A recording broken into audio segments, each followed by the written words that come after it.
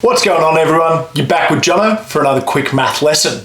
Today we're going to look at how to find the point of intersection between two linear lines when they're on the same graph. So far we've only been looking at one linear line at a time, but we can get some really important information if we've got two or more going at the same time. Anytime we've got two or more lines on a graph, unless they are parallel, which means that they've got the same gradient, they're always going to cross over at some point. Even if one has a gradient of 2 and the other one has a gradient of 2.1, they'll eventually meet and cross over. We call this crossing over point the point of intersection, as in the coordinate where these two things intersect each other. When you have to read it off a graph, this is legitimately the easiest mark you could get in linear relations. And we're going to have a look at that right now. So this first graph is y is equal to 2x plus 1. And we can just see that it crosses the y-axis at the point 1 and goes up 2 for every one across. This second graph here is y is equal to negative 3x plus 6, starting off the graph here, but it does cross the y-intercept at 6 and is moving down 3 positions for every one across. To get a mark for the point of intersection, all you've got to tell me is where do these things cross over? And that's a very obvious place. To get the mark here, all you've got to do is tell me what are the coordinates where those two lines cross over from each other.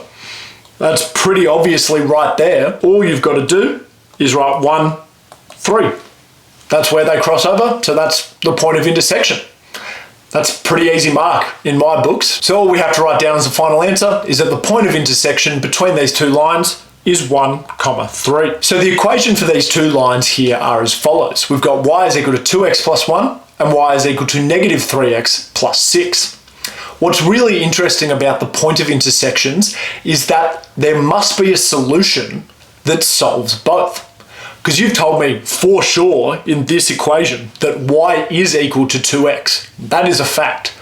But it's also equal to minus 3x plus 6. So therefore, these two things are equal to each other. We can substitute the first equation into the second. And what that looks like is 2x plus 1 has to equal minus 3x plus 6. If we solve this, we're going to find the x coordinate.